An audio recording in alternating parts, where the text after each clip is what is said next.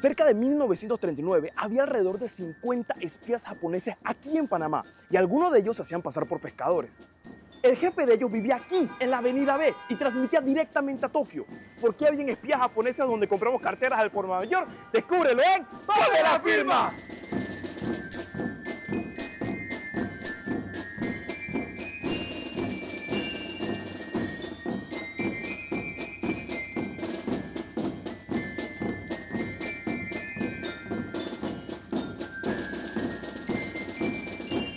Pocos meses después de firmar el tratado Arias-Roosevelt, empieza uno de los episodios más horribles y trágicos de nuestra raza humana, la Segunda Guerra Mundial.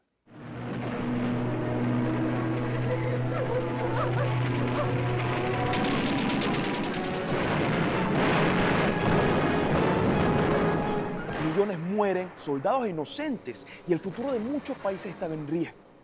Estados Unidos trató de mantenerse aislado de la guerra porque estaba ocurriendo afuera del continente americano.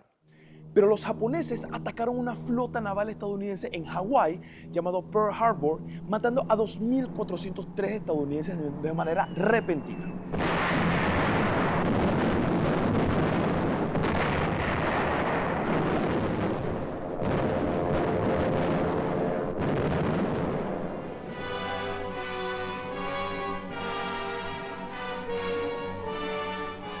El presidente Franklin D. Roosevelt se dirige al Congreso de los Estados Unidos y contra todo pronóstico le declara la guerra a Japón.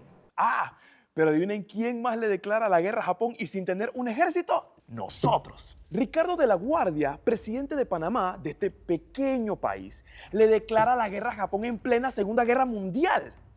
Y por eso es que habían espías japoneses aquí en Panamá. Pero no se quedó ahí. Ya que estaba en eso, también le declaró la guerra a Italia y también le declaró la guerra a la Alemania nazi. Y tú te preguntarás, ¿por qué? Si Panamá no tiene ejército, ¿por qué le declara la guerra a países que están en una guerra mundial buscando a quién fulminar? Nadie en Latinoamérica lo había hecho. ¿Adivina quién fue el primero? Nosotros. Realmente era una declaración simbólica, pero estratégica y poderosa. Porque si le declaraba la guerra a los enemigos de Estados Unidos, justificaría que Estados Unidos defendiera a Panamá y por consiguiente al Canal de Panamá. Por ello, el embajador Wilson de Estados Unidos solicita a Panamá que por motivos de la guerra habría que hacer ajustes a los tratados. Y en conjunto con el canciller panameño Octavio Fábrega, hicieron un tratado que ahora lo conocemos en la historia como el Tratado Fábrega-Wilson, en el que Panamá le daba 15.000 hectáreas a Estados Unidos para que haga bases militares fuera de la zona del canal, incluyendo la base Río Hato para proteger el canal de Panamá en medio de la Guerra Mundial. Para que tengas una idea, esos son como 21.000 estadios de fútbol del Rommel Fernández.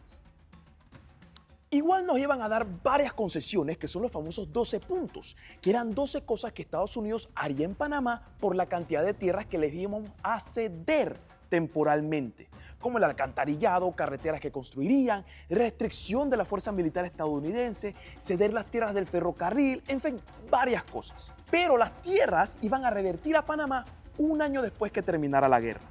Y poco después de que Estados Unidos tiró 2 bombas atómicas en la ciudad de Hiroshima y Nagasaki, en Japón, matando a decenas de miles de japoneses, se termina oficialmente la guerra.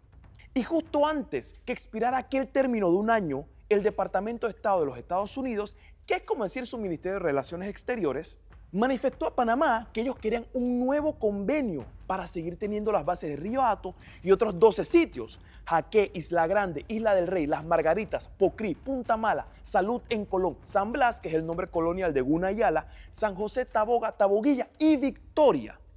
El presidente panameño de ese entonces, Enrique Adolfo Jiménez, le pide a Ricardo J. Alfaro que sea su ministro de Relaciones Exteriores, o por así decirlo, su canciller. Y hubo un punto en el que no se podían poner de acuerdo. Estados Unidos quería la base de Río Hato por un mínimo de 20 años, pero Panamá estimaba que por el artículo 10 del Tratado Arias-Roosevelt, en la que participó Alfaro, no se podía dar por más de 5 años. El presidente panameño, Jiménez, entonces tomó una decisión y presentó la propuesta del tratado para hacer la concesión por 10 años, prorrogables a otros 10 años más, cosa que Ricardo J. Alfaro estaba completamente en desacuerdo, y fue la gota que derramó su vaso. Me imaginé un flow y dije, sí, tú me vas a hacer eso, pilla tu renuncia. Y en efecto sí le renunció. Ahora, sin una de las mentes más brillantes y conocedoras de las relaciones entre Panamá y Estados Unidos, la cosa se puso hot. Y por ahí mismo, sin perder el tiempo, es que ellos son una cosa terrible.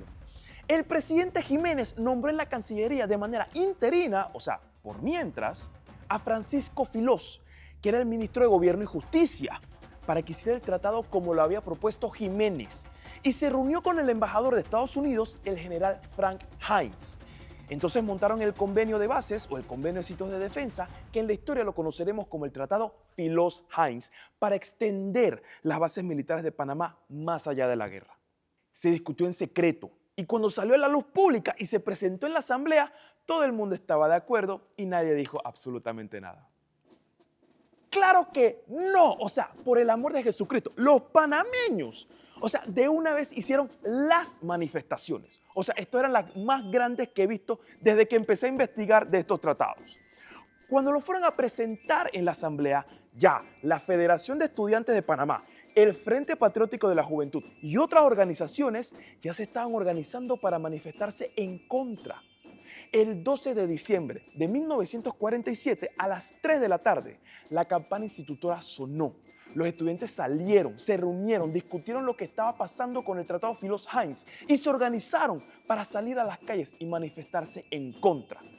La campana institutora era como una campana del instituto que se tocaba para llamar a los pelados para hacer una asamblea general por algo importante que pasaba en el país. El día después, el 13 de diciembre, se unieron más estudiantes. Se ponían en las esquinas con más movimiento de gente para recoger firmas en contra del tratado. Y no paraban de llegar los mensajes de patriotismo y de rechazo del tratado a la Asamblea de Diputados. Incluso, como la novela poética que es Panamá, miembros de la Asamblea Nacional se manifestaron. Entre ellos, Ricardo J. Alfaro y Armodio Arias Madrid. También desde Penonomé y Antón viajaron estudiantes y gente de las comunidades a la base de Río Hato para hacer sentir su rechazo. El 16 de diciembre, o sea, 4 días después que se presentó el proyecto, se produjo una marcha de más de 10.000 mujeres en la ciudad de Panamá en contra del Tratado Filós-Hines. Fue la manifestación de mujeres panameñas más grande que había visto nuestro país desde que nació. Ya Panamá es una poesía de verdad. Miles de personas en las calles, debates intensos en la asamblea por varios días seguidos. Es mi Panamá, loco. Y después de estas manifestaciones, el 22 de diciembre de 1947, la Asamblea Nacional de Diputados rechazó el Tratado Filós-Hines por unanimidad. Y más de 22.000 almas fueron cerca de las bóvedas para celebrar el triunfo. Nuestro triunfo. Y todo esto pasó poco antes de Navidad.